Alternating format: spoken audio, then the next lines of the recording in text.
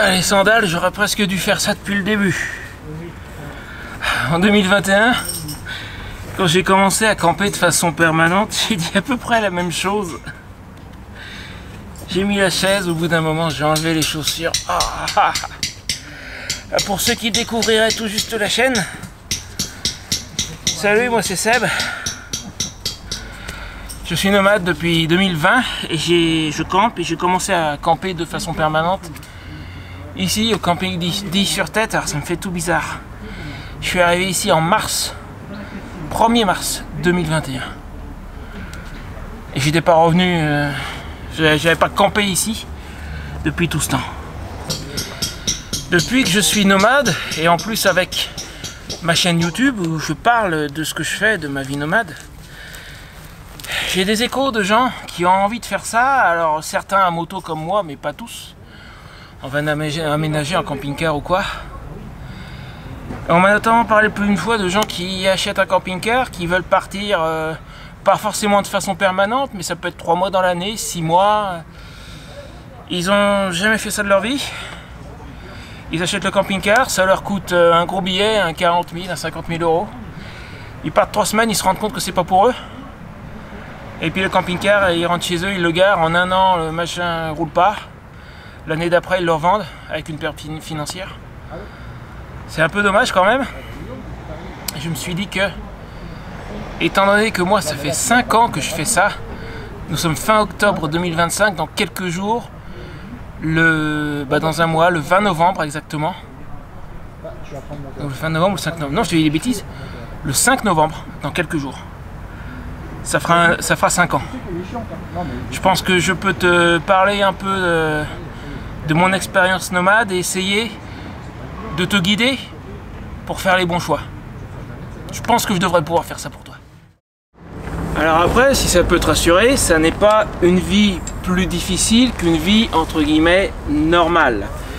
Ça, on me la sort de temps en temps. Celle-là, en fait, c'est une impression, mais c'est juste pas vrai. C'est une vie différente avec des défis différents.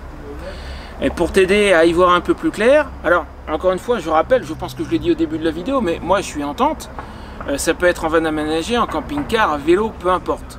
Ce que je vais te dire, ça s'applique à peu près à tout le monde. Pour t'aider à y voir un peu plus clair, j'ai listé pour toi dans cette vidéo les 8 avantages et inconvénients de la vie nomade, du moins telle que je la pratique moi. Je ne vais pas à l'hôtel ou des choses comme ça, c'est ce que je veux dire. Après, il y a quelques questions auxquelles je ne serai pas en mesure de répondre, mais que je vais évoquer parce que je pense que ça vaut le coup de se les poser et d'y réfléchir. Ce sont des questions qui juste ne correspondent pas à ma situation personnelle, mais qui peuvent peut-être correspondre à la tienne. Ça, je les évoquerai en fin de vidéo.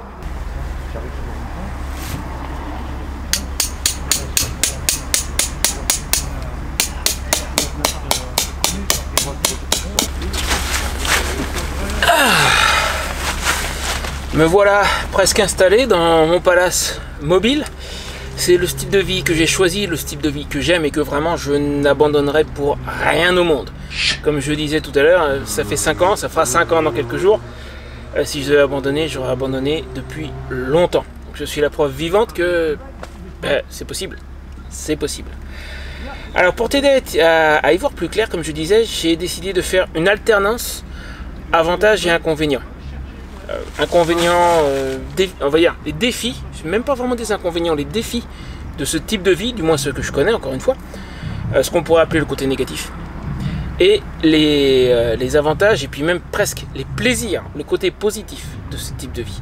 Alors on va commencer par un défi. Si tu n'as pas l'habitude de voyager par la route, il va falloir que tu apprennes à préparer tes itinéraires, que tu apprennes à te repérer. Le GPS, ça fait pas tout, crois-moi. Puisque les instructions ne sont pas toujours claires, le GPS a souvent raison, mais pour ces quelques fois où il n'a pas raison, il va falloir que tu apprennes à naviguer par la route par toi-même. Alors moi, j'ai l'habitude de préparer mes itinéraires à l'avance. Je sais qu'il y a des gens qui se lancent à l'aventure au pifomètre sans savoir exactement par où ils vont passer, où ils vont s'arrêter pour la nuit, combien ça va leur coûter aussi. C'est possible, mais si tu débutes en tant que débutant, je ne te conseille pas de faire comme ça. Et moi, personnellement, même après 5 ans, je continue à préparer mes itinéraires. Parce que si tu sais par où tu dois passer. Tu connais les principales villes, les noms des principales villes par lesquelles tu vas passer. Tu as réservé à l'avance ton hébergement, que ce soit un hôtel, un Airbnb, un camping, peu importe. Ça t'enlève une couche de stress et d'anxiété. Tu seras plus serein, ça sera plus facile. Mais pour ça, bah, ça s'apprend. Moi, au tout début, en 2020, et même... Bon, 2020, je suis allé me confiner, les événements de l'époque, chez un ami sur la côte normande. Je suis parti de chez lui le 8 janvier. Le 8 janvier, je suis parti de la Manche, j'ai fait Nantes, Bordeaux, Toulouse, Carcassonne, pour finir à Is-sur-Tête en mars. Et là, j'avais aucune expérience, je savais pas où j'allais. Et je peux dire que j'étais pas fier quand même. Hein. J'étais pas sûr de moi, mais alors pas sûr de moi du tout. Mais ça, c'est quelque chose qui s'apprend, et c'est quelque chose aussi qui va venir avec le temps, avec l'expérience. Donc ça, c'est un des premiers défis que tu vas devoir relever. Il va falloir apprendre à naviguer sur la route. Ouais, moi, je l'appelle naviguer. Pour moi, c'est ça. Préparer tes itinéraires, prévoir tes arrêts. Moi, il y a des fois même, je prépare mes arrêts essence sur les très longs trajets pour trouver, alors c'est plus une raison économique, c'est pour trouver les stations essence les moins chères. Je les définis à l'avance, je les rentre dans mon GPS. Tout ça, j'en ai parlé. Il y a au moins 2 ans, si c'est pas 3, j'ai montré la manière dont je prépare mes itinéraires. Je te mets le raccourci en haut. Vas-y, à mon avis, c'est une vidéo qui pourra t'être utile, très certainement. Passons à présent à un avantage, et un gros, un très gros. En vivant sur la route, encore une fois, que ce soit de façon permanente comme moi ou quelques mois par an, tu vas forcément découvrir des tas de nouveaux endroits que tu ne connaissais pas. Moi, il y en a que j'ai vu, je m'attendais absolument pas à ça. Et crois-moi, ça n'a rien à voir avec ce que tu peux éventuellement voir à la télé. Le fait d'en faire l'expérience avec tes propres sens, de voir de tes yeux, d'avoir la vraie lumière, pas celle de l'écran de ta télé, de sentir les odeurs, d'entendre les sons par toi-même.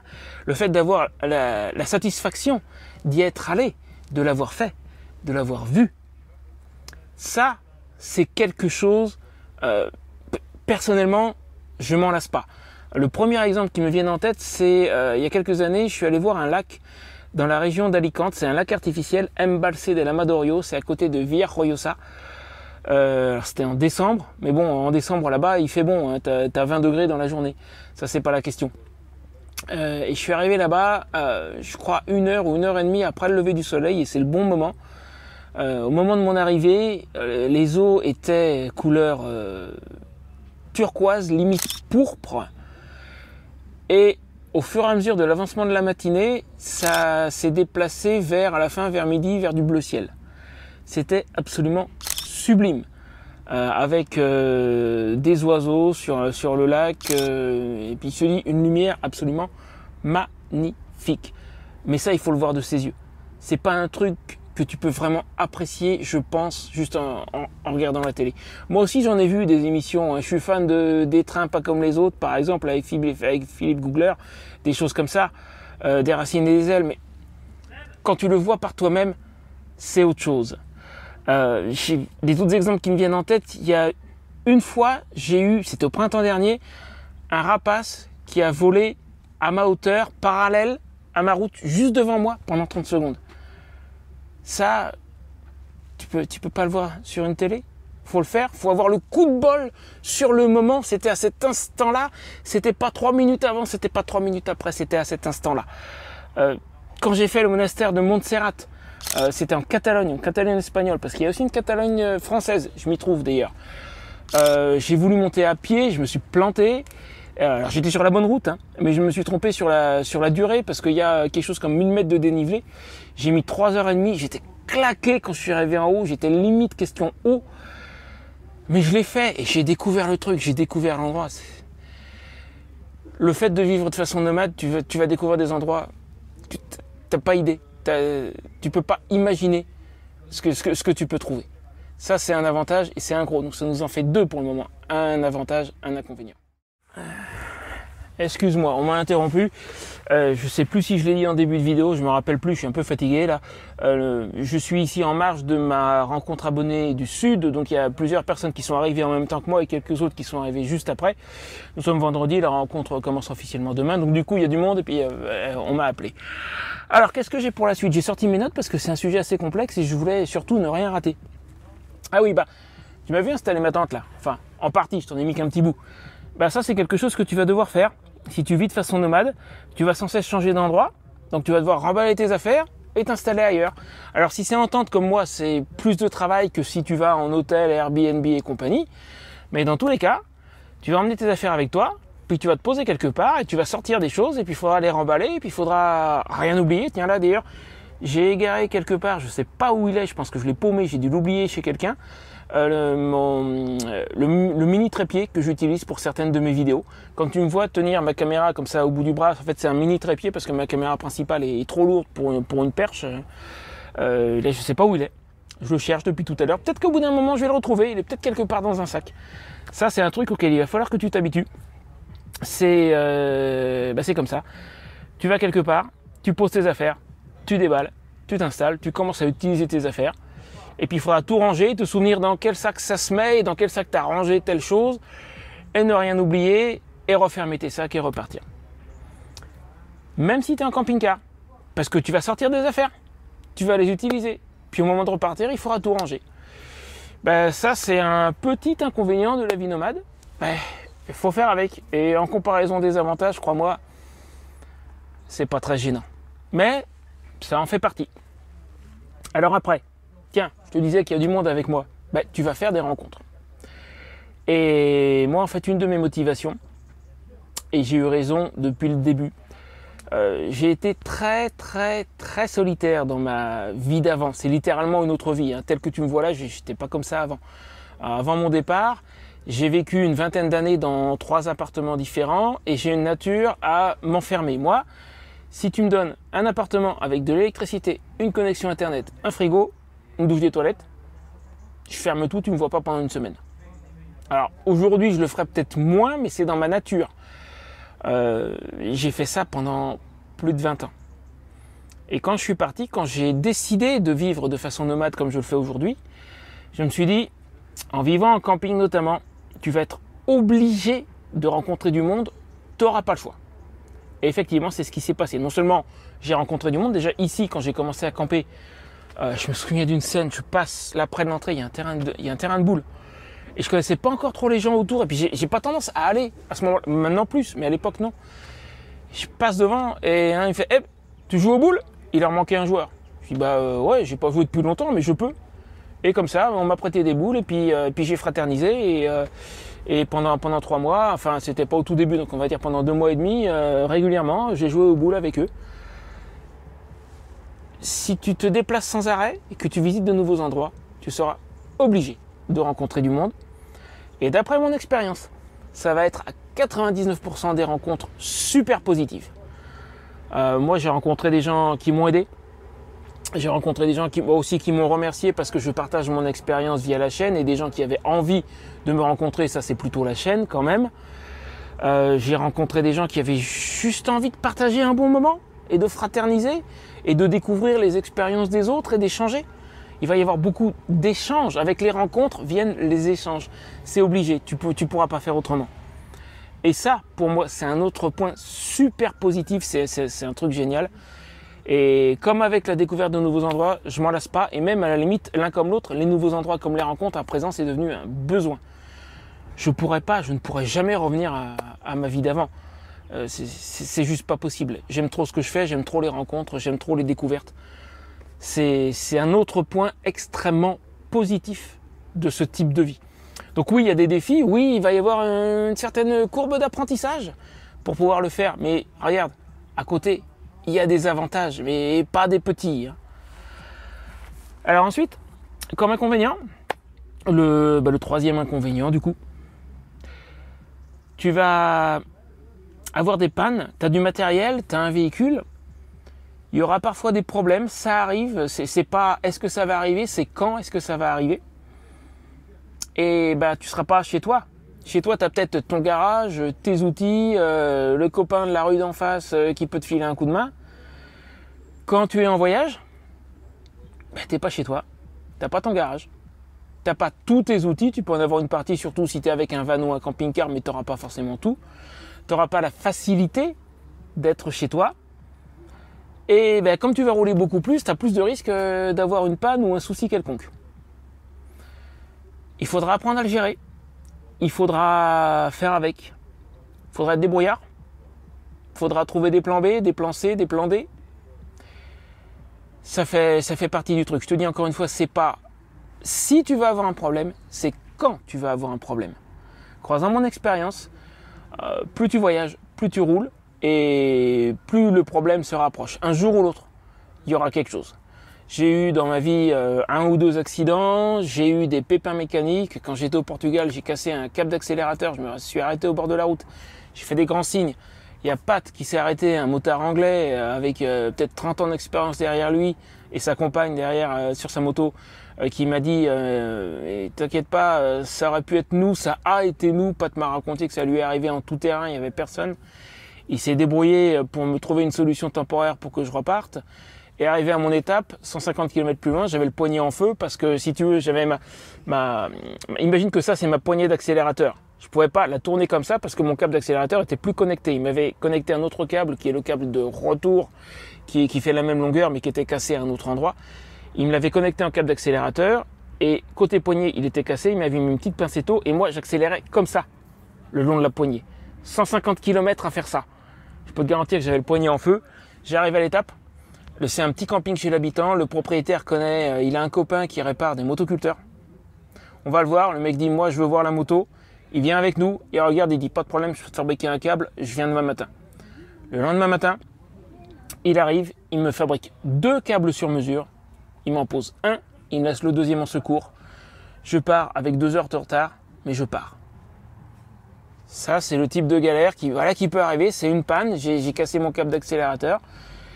Par chance, avec énormément de chance, j'ai trouvé 2 solutions, l'une derrière l'autre, et j'ai pu continuer. Voilà, une panne, c'est quelque chose qui arrive. Encore une fois, c'est pas si elle va arriver, mais quand elle va arriver. Et il faudra apprendre à faire avec. 3e côté négatif.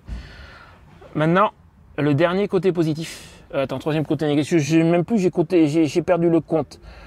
1, 2, 3, ouais, 3e côté négatif. Donc là, on a le 3e côté positif, et 3 et 3, ça fait 6, ça fait pas 8, j'ai dit des bêtises, bon, c'est pas grave. Le compte, on s'en fiche. Donc, nouveau côté positif, tu vas te sentir vivant. Crois-moi. Moi, quand je suis parti, encore une fois, au tout début, j'en menais pas large. Mais maintenant que j'ai l'expérience, maintenant que je sais faire, maintenant que je maîtrise,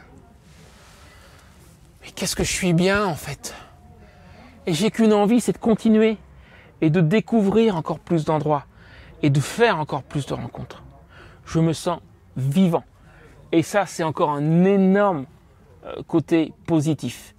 Et si on devait les quantifier, pour moi, les quelques côtés négatifs que je t'ai cités là sont minimes, c'est des petites gênes. Par contre, les côtés positifs sont énormes, gigantesques. Absolument, voilà, si tu vois ce que je veux dire. J'espère que ce partage de mon expérience t'aura aidé. Maintenant, il y a les quelques questions auxquelles j'ai pas de réponse que je vais évoquer ici, parce que ce sont des situations qui ne me correspondent pas à moi, mais qui peuvent éventuellement te correspondre à toi. D'abord, si tu vis en couple ou si tu as une famille, des enfants, c'est plus compliqué, peut-être pas impossible, parce que j'en connais, pas personnellement, mais par YouTube, j'en connais qui le font. Mais c'est quelque chose de plus compliqué. Excuse-moi, il y a des moustiques. C'est plus compliqué à mettre en œuvre. C'est plus compliqué quand tu es dedans, parce qu'il faut que tout le monde aime ça, il faut que tout le monde apprécie. Sans ça, va y avoir des tensions. Comment ça marche exactement là? Je te dis, j'ai pas la réponse parce que c'est pas quelque chose que je pratique. Mais c'est une question que tu peux être amené à te poser. Et je veux pas que tu te dises que juste parce que tu as une vie de famille, ça devient impossible. Si tu as une vie de famille et un travail classique qui nécessite d'être à un endroit précis pour avoir ton revenu, là, c'est autre chose. Mais c'est pas forcément impossible. Par contre, ce sont d'autres défis que moi je n'ai pas eu à relever, dont je ne peux pas te parler. Mais il est peut-être intéressant de se poser la question. Et puis du coup, j'ai évoqué involontairement le deuxième, c'est la question du travail. Moi, quand je suis parti, j'avais une activité avec une société de marketing en ligne, une société américaine. Donc il y a un train qui passe, je vais le laisser passer. On n'est pas très loin de la ligne de chemin de fer, mais il n'y a pas beaucoup de trains en fait ici. Ouais, donc quand je suis parti, j'avais déjà un travail sur Internet puisque j'étais distributeur indépendant, j'étais pas employé. J'étais indépendant avec une société américaine. Alors, activité que j'espérais sauver, qui était en train de boire la tasse, qui a fini de boire la tasse, donc je me suis planté. Mais je suis parti avec ça et je comptais dessus. Derrière, quand j'ai vu que la chaîne commençait à prendre de l'ampleur, j'ai dit il faut y aller à fond sur la chaîne YouTube. Et à présent, je vis de la chaîne YouTube. C'est depuis cette année que vraiment le revenu a explosé et qu'il devient suffisant. Mais dans mon cas, comme je travaille, dans un cas comme dans l'autre, c'est en ligne, je peux me déplacer. Il me faut une connexion Internet et je peux travailler. Si tu as un travail classique avec un employeur qui nécessite que tu sois à un endroit précis, bah là, tu es peut-être un peu coincé. Donc si tu veux avoir ce genre de vie, il faut que tu développes une autre méthode pour gagner ta vie. Soit comme moi en ligne, soit je sais qu'il y a des gens qui font les vendanges, qui font des travaux saisonniers, des choses comme ça, et qui se déplacent. C'est pas forcément un travail en ligne, mais il faut que tu étudies une autre solution. Tu peux pas avoir un travail qui nécessite d'être à un endroit précis. Puis ensuite, il y a la question de la santé. Surtout si tu commences à être un peu âgé. Alors, je connais des gens, hein, j'ai des amis qui vont, alors eux, c'est plus simple. Ils se posent 6 mois en Espagne au camping à Alicante.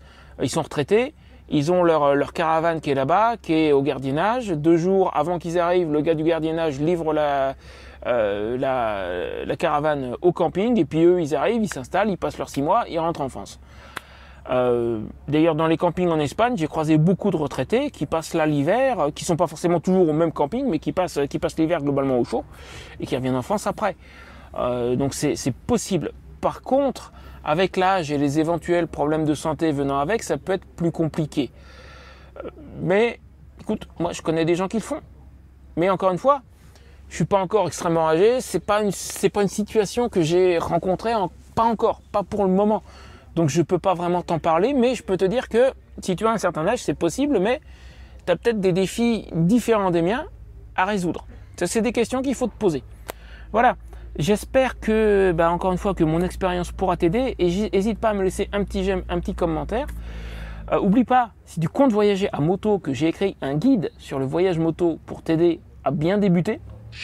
Tu as le lien dans la description de la vidéo et dans le commentaire épinglé, donc n'hésite pas.